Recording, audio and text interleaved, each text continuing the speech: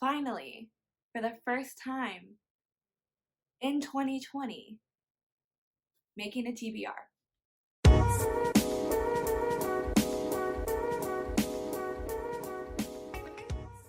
So, I was in a huge slump, as I talked about in my last video, but I started reading Throne of Glass,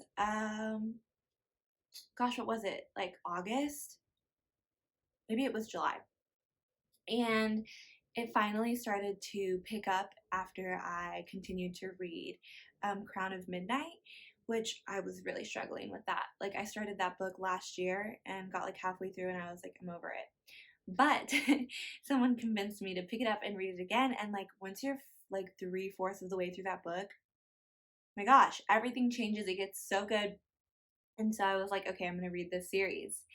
And then my boyfriend and I made a bet. So he bought me the last, what is it? He bought me Empire of the Storms. No, he bought me Queen of Shadows, Empire of the Storms, Tower of Dawn, and Kingdom of Ash. And so he bought me those books 11 weeks ago, and we made a bet. And the bet was that I wouldn't be able to finish all of the books before he proposed to me. So at some point in the fall season, I'm getting engaged, which is so exciting, but I have no idea when that is. But I also know that I'm about to win this bet because I'm not engaged yet.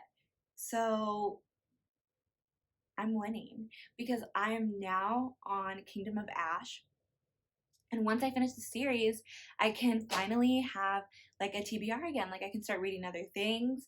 I have been like pushing through the series.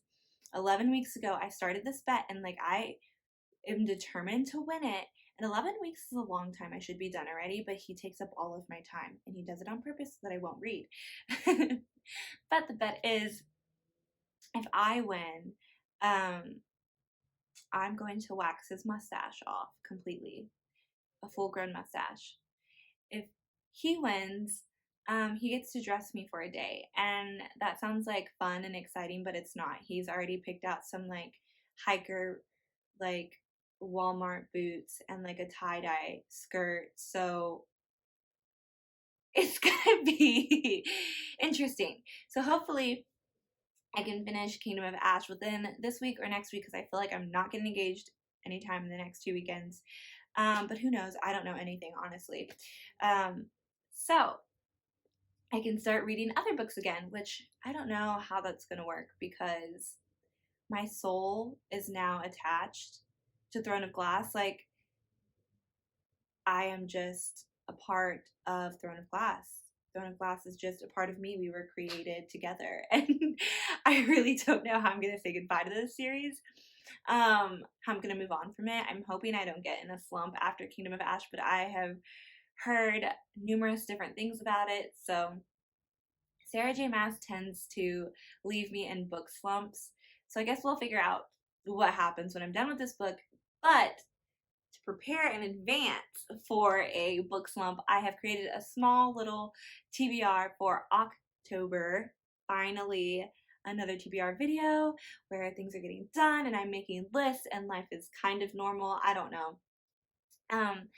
But first, I'm going to finish Kingdom of Ash. I want to try to do that in the next 2 weeks. I am currently on chapter 8, which, by the way, you guys, everything's happening so fast in this book. There's still like 900 pages. How is there already so much information happening?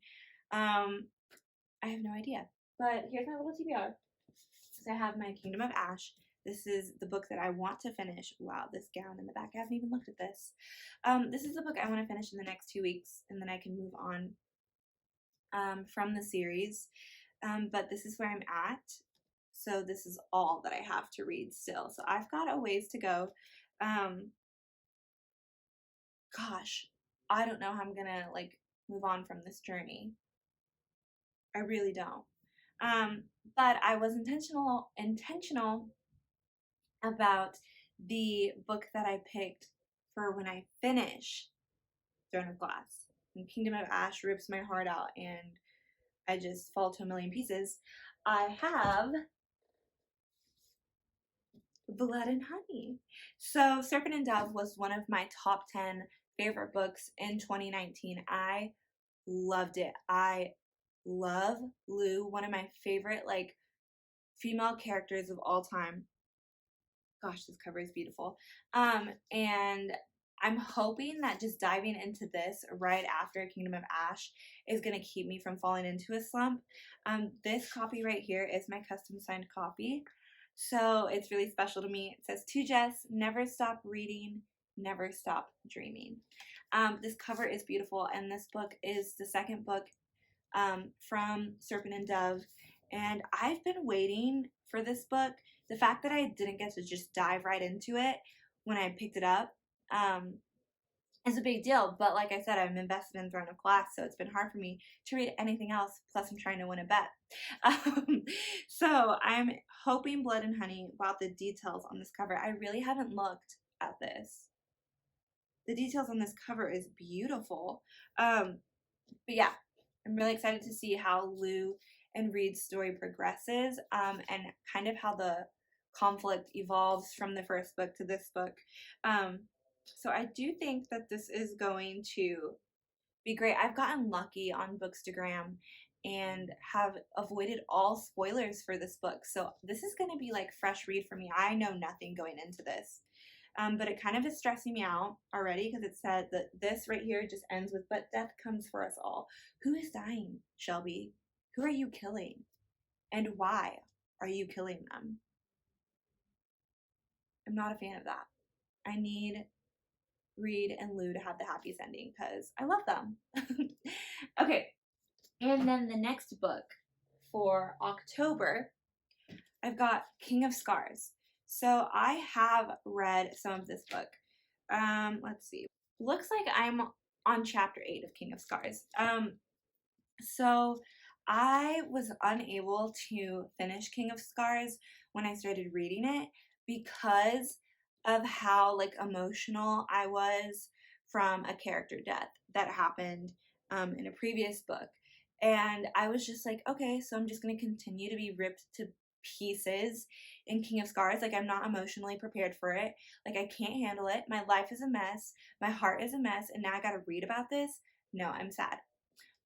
And I wasn't connecting with Nikolai. And oh my gosh, who's the other one? Zoya?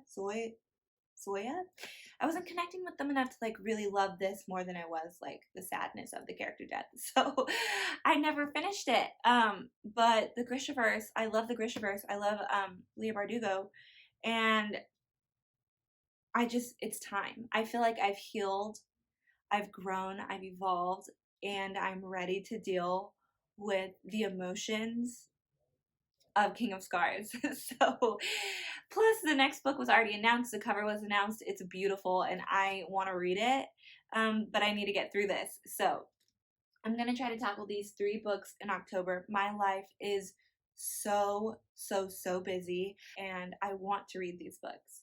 So I think I'm just going to tell everyone to leave me alone. I'm going to tell school to get off my back, and I might just ignore all of my responsibilities and read this TBR instead.